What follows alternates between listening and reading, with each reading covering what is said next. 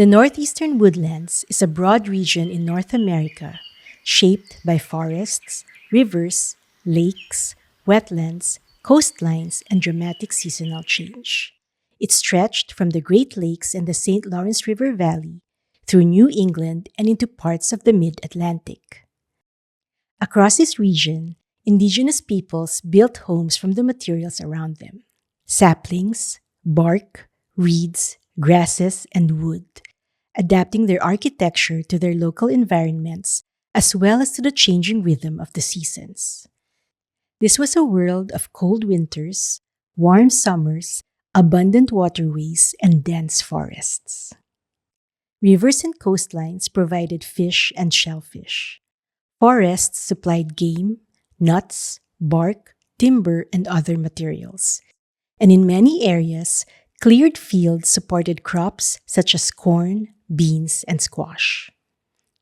Because of the region's diversity, there was no single uniform way of life across the northeastern woodlands. It was home to distinct cultural groups with varied ways of living, following different seasonal patterns and organizing family and village life in different ways. And their houses reflected those differences. In this video, we're going to focus on two of the most iconic dwellings of the northeastern woodlands: the Haudenosaunee Longhouse and the Algonquian Wetu, which is often called a wigwam.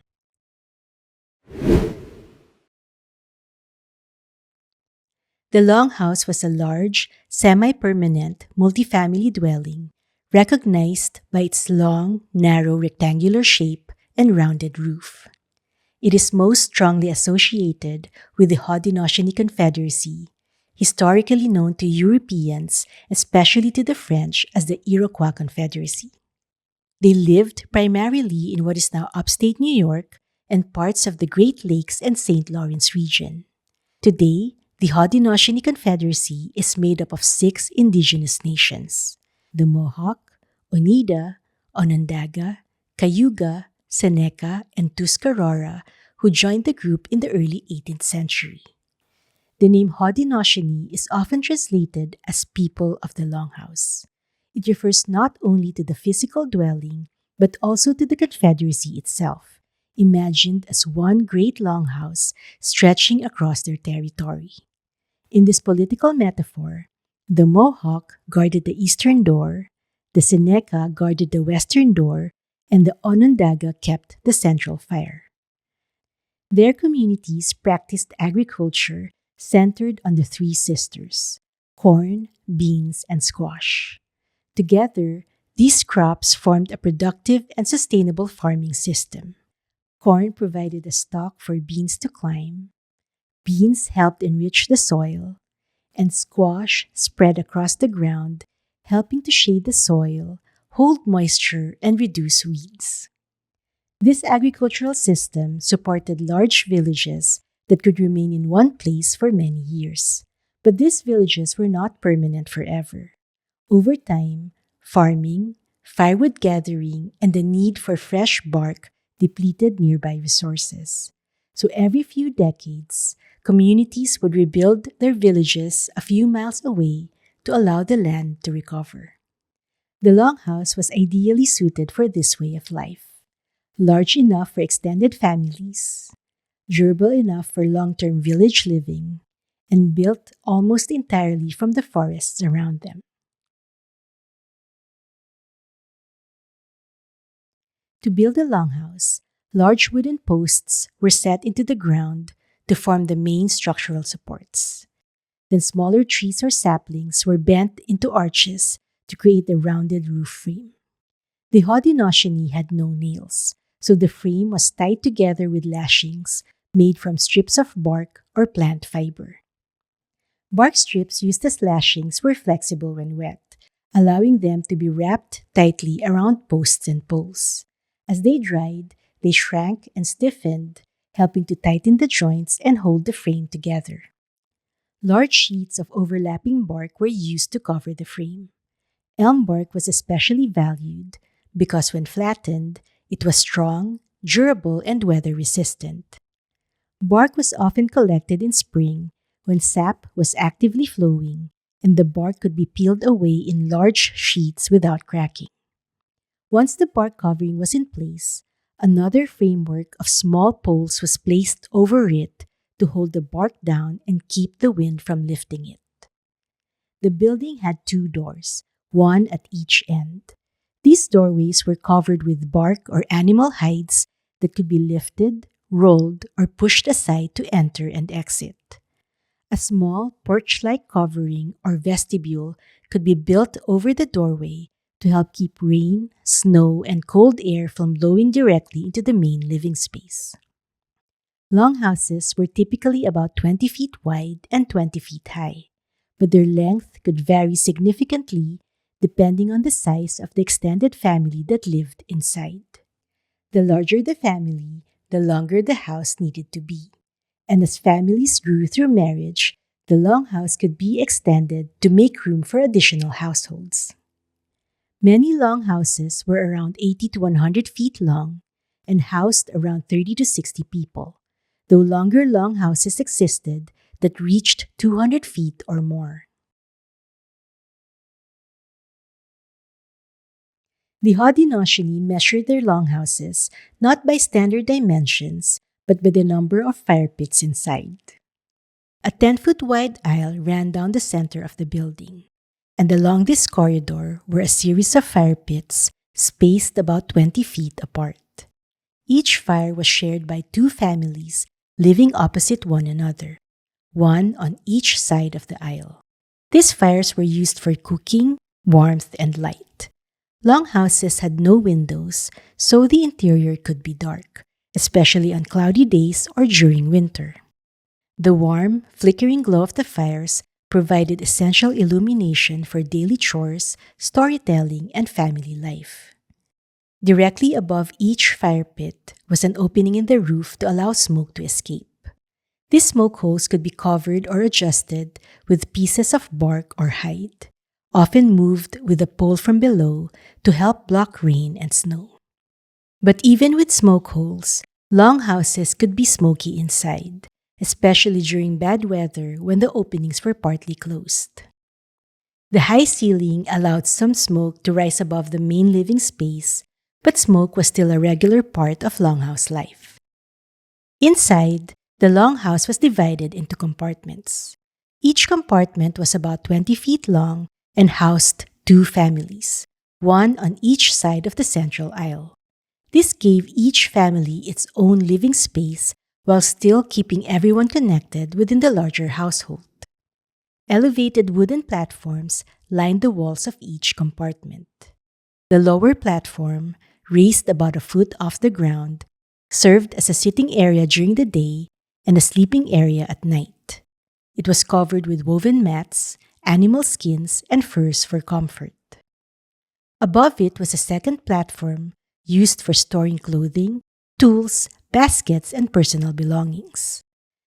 The space underneath the lower platform could be used to store firewood or other supplies. Additional items were hung from walls, partitions, and overhead beams. The rafters and high ceiling space were also important storage areas. Braids of corn, sacks of beans, dried squash, dried fish, and smoked meats could be hung above the living area, keeping food dry and out of reach of animals and children.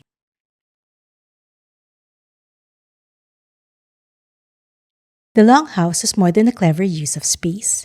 It reflected the social structure of Haudenosaunee life. Haudenosaunee society was matrilineal, meaning clan identity passed through the mother's line. When a couple married, the husband moved to his wife's longhouse. Although he remained connected to his own clan, any children born to the marriage belonged to the mother's clan. The longhouse was therefore centered around women. Mothers, daughters, sisters, aunts, and grandmothers, along with their children and the men who married into the household. Clan mothers held significant authority. They helped maintain harmony within the clan, looked after the welfare of the people in the longhouse, and played important roles in political and social decisions. Each clan was associated with a symbol, often an animal such as the bear, wolf, or turtle. and it is usually carved or painted directly over the doorway of the longhouse. These clan identities helped define the family group connected to a longhouse and expressed the deeper relationship between kinship, identity, and the natural world. A Haudenosaunee village could contain many longhouses and hundreds, sometimes even thousands of residents. Villages were often protected by tall wooden palisades and were sometimes located in defensible places, such as elevated ground where the surrounding landscape offered additional protection. Although people spent much of their time outdoors during warmer months, the longhouse became especially important in winter. During the coldest part of the year, it was the center of household life, a place for cooking, sleeping, working, storytelling, decision-making, and keeping warm. In this way, the longhouse was not just a building. It was a physical expression of Haudenosaunee society. Its shape reflected extended family life, its compartments reflected cooperation between related households, its fires marked the rhythm of daily life, and its very name became a political and spiritual metaphor. Many families, many clans, and many nations living together under one roof.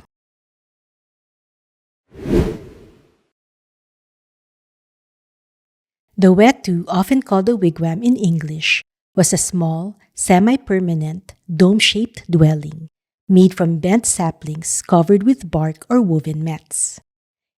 It is especially associated with the Algonquian-speaking peoples of New England, including the Wampanoag, Massachusetts, Nipmuc, Narragansett, Abenaki, and others. Wetu is a Wampanoag word for house, while wigwam comes from related Algonquian languages and came to be used in English as a broader term for similar domed or arched dwelling across the Eastern Woodlands. Southern New England offered extraordinary environmental diversity. Within relatively short distances, people could move between forests, rivers, marshes, lakes, and coastline. Each environment provided different foods at different times of year, so many Algonquian-speaking communities followed structured seasonal patterns, moving between familiar places which had been used by their families and ancestors for generations. In spring and summer, many communities gathered near rivers, planting fields and coastal resources. Here, they planted crops like corn, beans, and squash, fished in rivers and coastal waters, gathered shellfish and wild plants, and renewed social ties with other families and kin groups. These warmer season settlements could include many Wetus and many related families.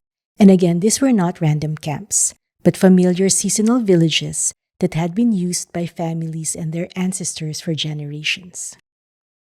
After the fall harvest, many communities dispersed into smaller winter groups, often moving inland toward more sheltered wooded areas.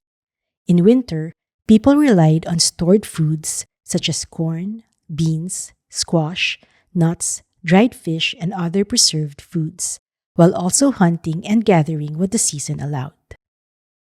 The Wetu was well adapted to this semi-sedentary, seasonally mobile way of life. Its design balanced mobility and comfort, two needs that might seem contradictory. Unlike a fully portable structure such as a plains teepee, which we'll cover in a future video, the Wetu was not designed to be moved every few days. But unlike a heavy, permanent wooden structure, the Wetu could be built, repaired, abandoned, and rebuilt relatively easily as communities shifted with the season.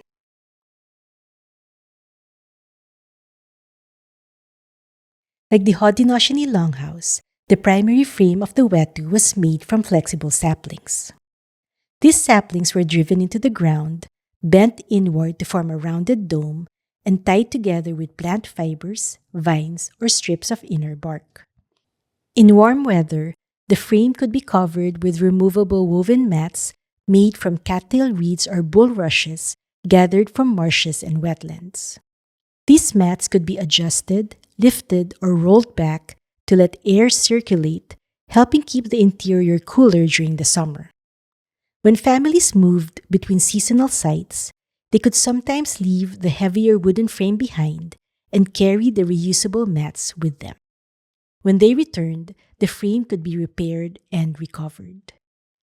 In colder weather, Wetus could be covered more heavily with overlapping sheets of bark, additional mats, or layers of insulating material, depending on the season, the community, and the resources available. These coverings helped block drafts, shed rain and snow, and hold warmth inside. The interior could also be lined with woven mats, adding another layer of insulation and making the living space warmer and more comfortable during cold weather. The doorway was usually small and low, helping reduce heat loss in cold weather. It could be covered with an animal hide, bark panel, or woven mat. A typical small wetu might be around 8 to 10 feet tall and 10 to 15 feet in diameter, though sizes varied. Many housed a nuclear or extended family, while larger versions could shelter several related families. Compared with the Haudenosaunee Longhouse, which was a major communal structure built for many families, the wetu was much smaller and quicker to build. A small wetu could be constructed relatively quickly, sometimes in just a few days, especially when materials had already been gathered and prepared. Its rounded shape was also practical. The dome form helped wind move around the structure and allowed rain and snow to slide off more easily than they would from a flat surface. Inside the wetu, a small fire pit was placed on the center of the floor. Directly above it was a smoke hole, which could be adjusted or covered with bark, hide, or matting to help control smoke, rain, snow, and drafts. Raised platforms or benches lined the walls and served multiple purposes. They provided seating during the day and sleeping space at night. Tools, woven baskets, and other belongings were typically stored along the sides of the dome or hung from the sapling framework. The rounded form of the wetu created an intimate family space centered on the hearth. Around the fire, people cooked, rested, worked, told stories, taught children, and shared daily life. The hearth became the center of warmth, nourishment, and connection. So as we just saw, the wetu was a carefully adapted home, shaped by the seasonal rhythms of the Northeastern Woodlands. Its frame came from the forest, its mats came from the marshes, its coverings changed with the weather, and its design reflected a way of life built around movement, memory, family, and a deep knowledge of the land.